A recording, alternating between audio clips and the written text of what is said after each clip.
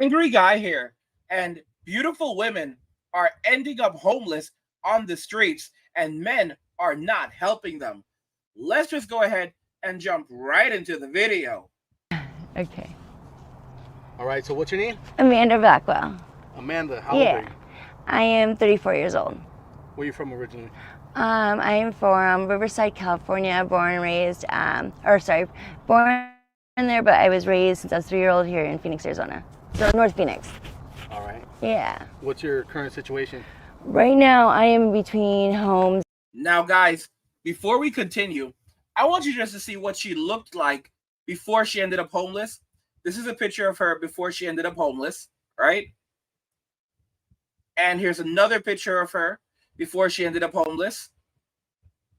And here's another picture of her yet again before she ended up homeless. I think you guys see where we're going. It's another picture of her. She looks great in this picture.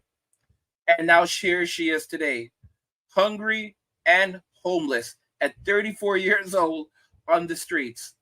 And here's where things get very interesting. If we scroll down to the comment section, you'd be surprised the things you're saying. Beautiful. Oh my gosh, what a transformation can do. And there was actually someone who commented in here previously saying they actually knew her, right?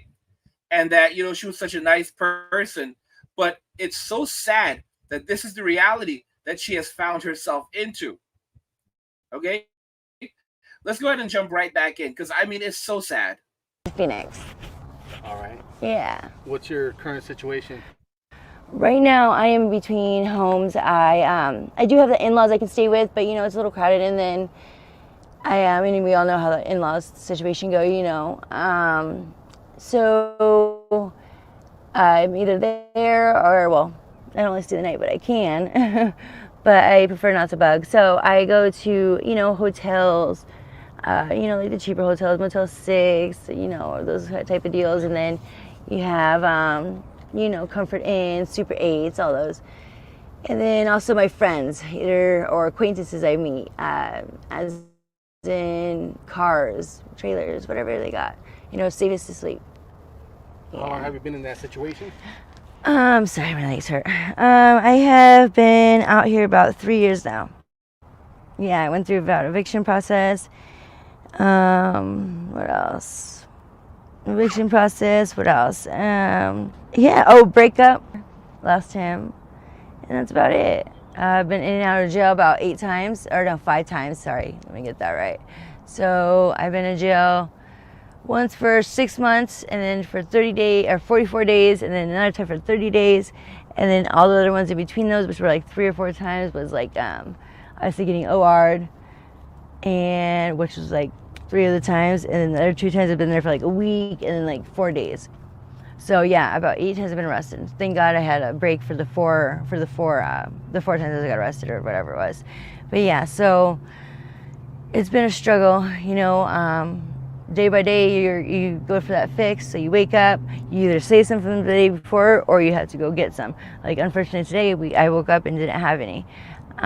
Relationships are impossible out here. So if you're looking for a relationship and you're on the streets, it's nearly impossible.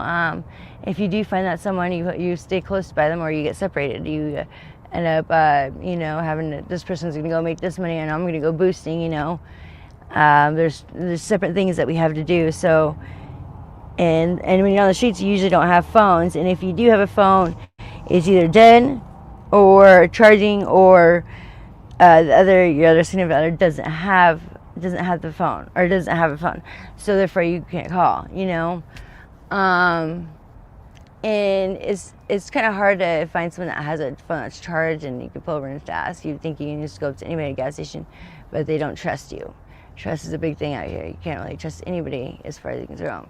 And technically you can't really throw anybody unless you're throwing a kid who's underage. And we all don't want to do that. You mentioned in-laws earlier. Yes, in-laws, yes. Are you married?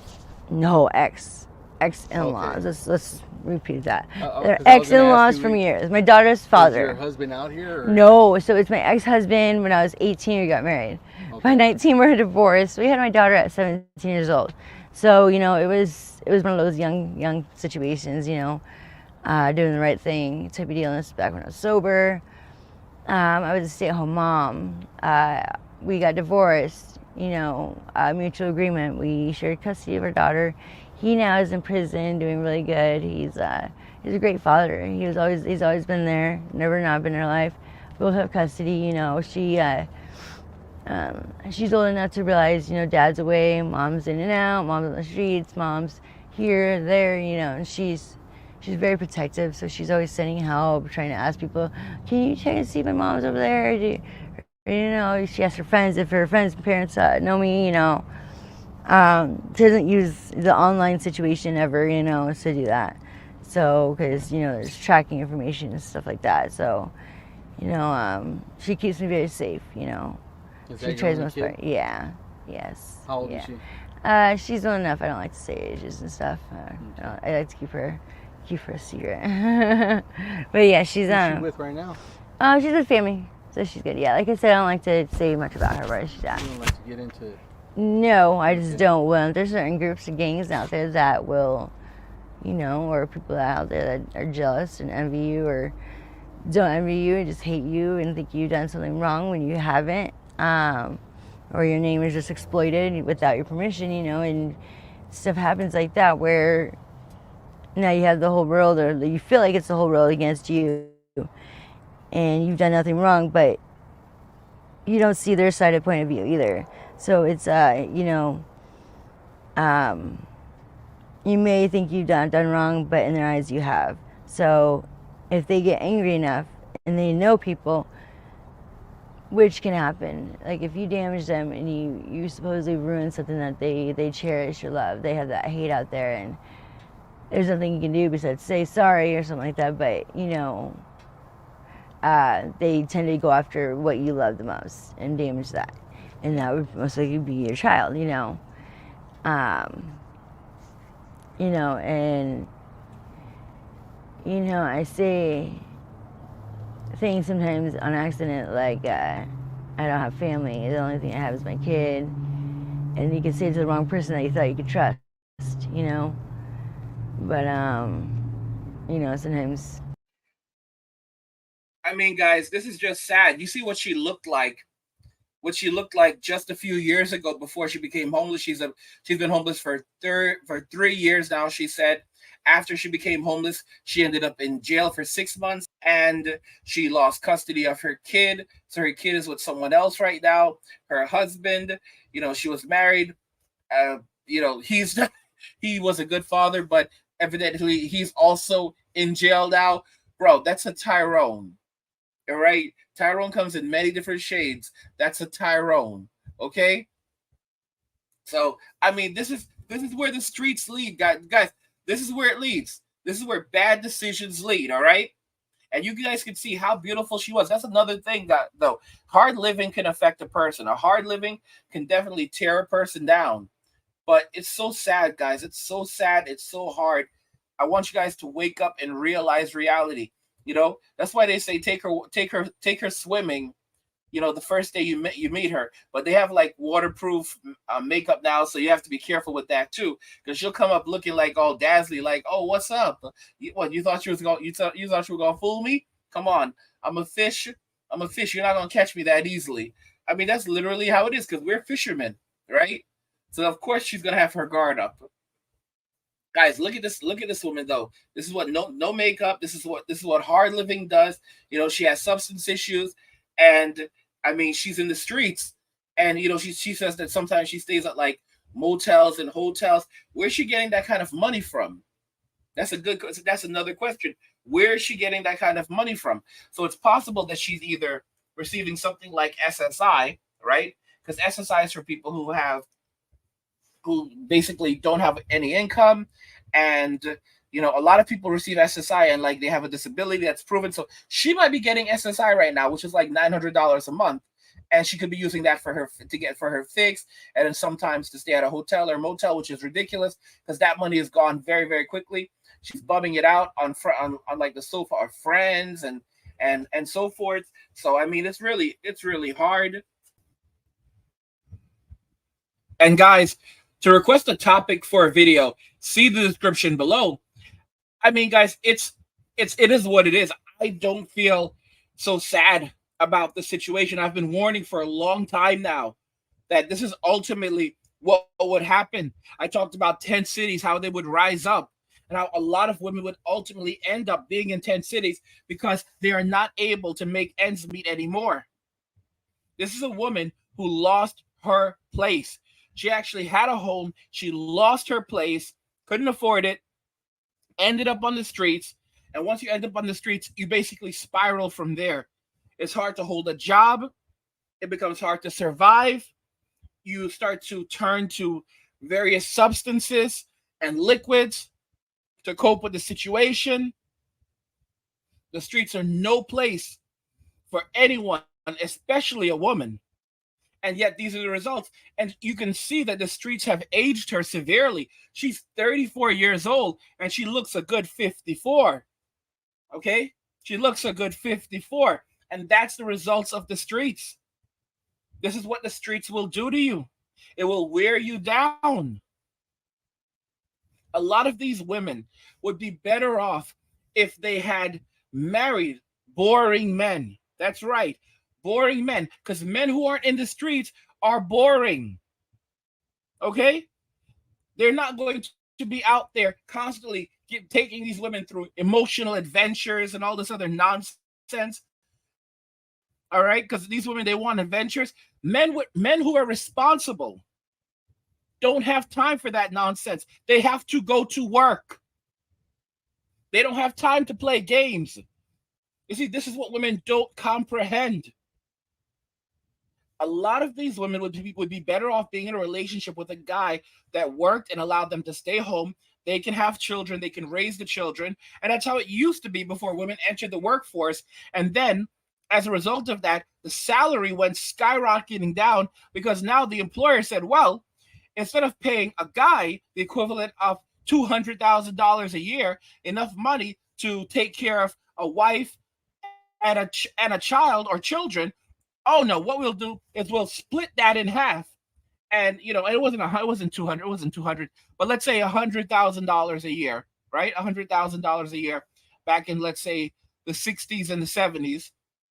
They said, well, instead of giving that to a man, we're going to take that, we're going to split it in half, and we're going to give half to the man, half to the woman.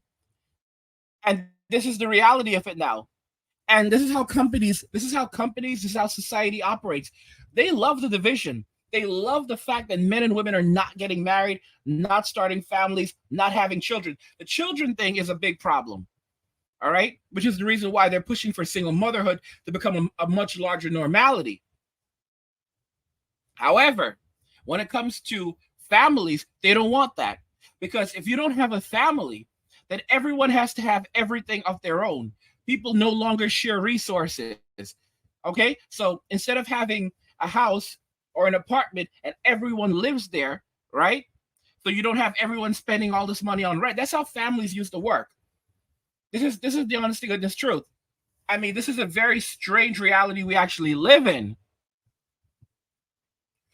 You know, before before things got to this point, it was normal not only for young men to remain with their families until they got married and young women to remain with their families until they got married.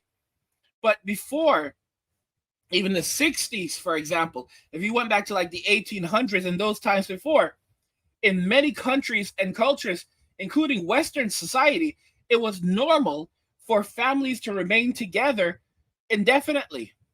So, you would never move out of your parents' home. You would move your wife into your parents' home. And it wouldn't just be your wife, it wouldn't just be your parents there. It would also be your grandparents. So the grandparents would be there, your parents would be there, you would be there with your wife, and then your children would also be there. And sometimes your parents would also be there. That was how a normal family worked. You all lived under one roof, you all shared the same resources, and you saved that money. Okay? You were not spending all of your money in on nonsense, on rent. Guys, it's an insane society. Spending out all your money on rent. It's crazy. When I hear young women saying things like, "Oh, by the time a guy's 30, he should have his own place in Miami. He should make over $100,000 a year. So he should make over six figures, have his own place, and all this other crazy stuff." And I'm thinking to myself, wait, so even if he has a good relationship with his parents and he can live at home, he should be out there on his own. Yes, he's a grown man.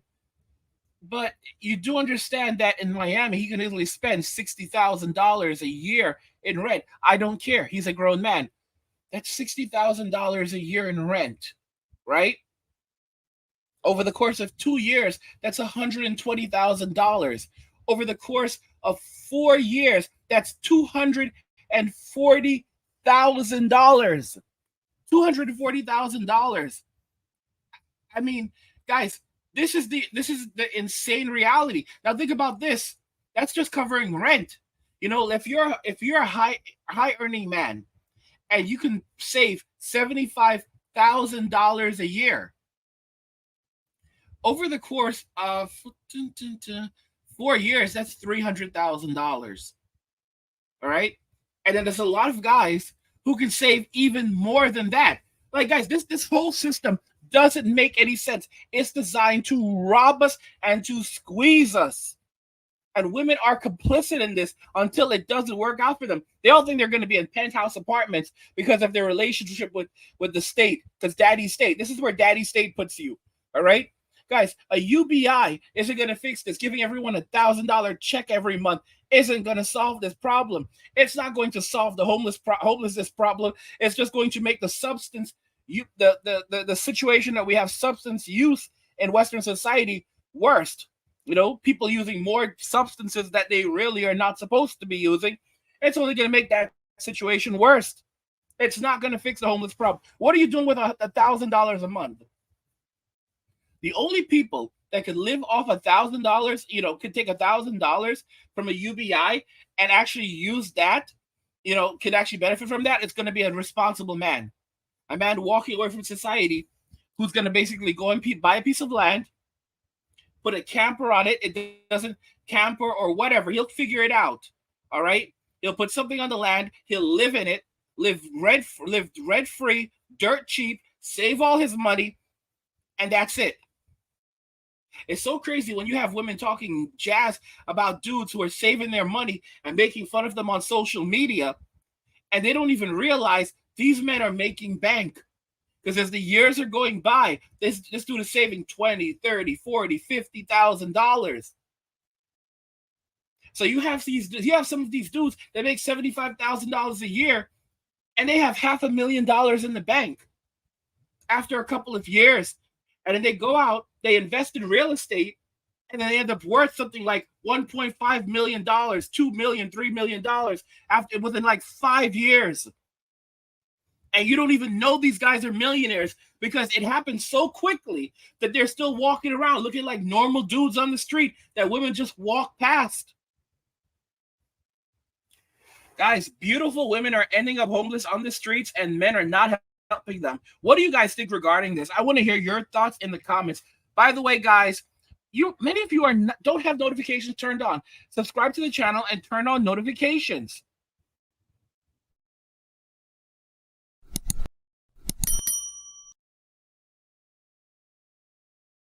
What you think about everything we discussed here today? We'll talk about it in the comments.